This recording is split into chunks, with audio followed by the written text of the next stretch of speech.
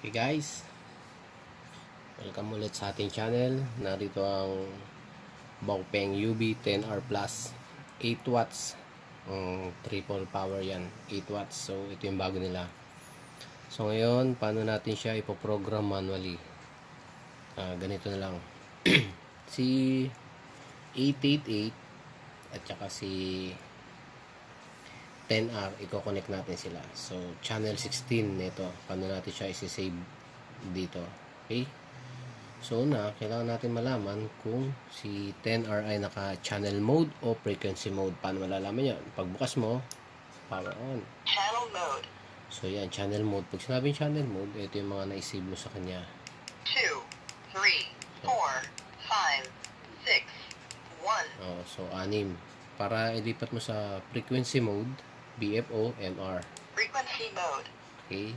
Tapos, i-type na natin yung frequency. Si channel 16 is 4, 6, 9, 9, 4, 5. So, ayan na. Ayan na si channel 16. Pag pinindot mo na siya, sound check, makikita ninyo, may ilaw lang. Pero walang audio. Radio check pala, di ba? Kasi meron siyang lock. So, ang tinatawag na lock. So, unlock.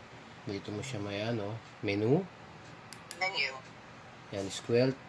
Hanapin mo siya yung transmit niya. Si box 1, PR. Yan, ito sa receive. Ito sa transmit. CTCSS. Yan. So, kung alam niyo yung lock, pwede mo na siyang type directly. Pero kung hindi, pwede mo siyang i-scan sunod-sunod. So, dahil alam naman na natin, unlock niya, transmit code 2 0 3.5. So, type mo ng 5. I-menu ulit. Confirm. Hindi okay, nakasave na siya. So, try natin. Ayan o. Radio check. Okay.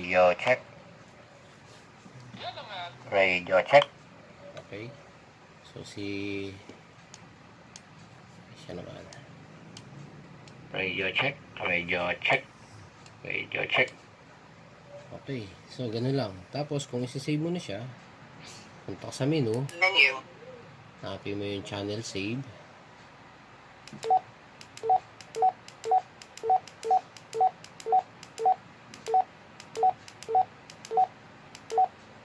Memory channel.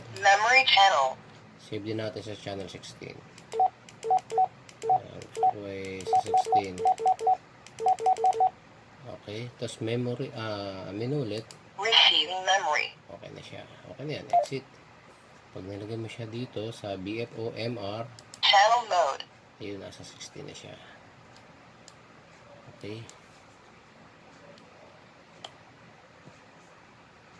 Okay. So, isa pang technique para medyo maganda-ganda naman.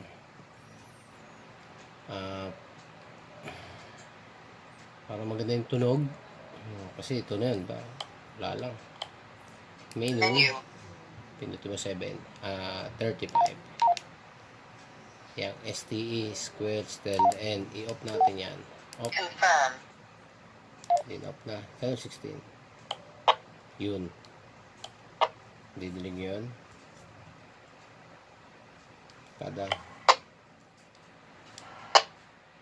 radio check. Okay. Okay, so yun. Hope enjoy our video. May kasunod pa yan. Follow and subscribe lang po tayo. Salamat. 73.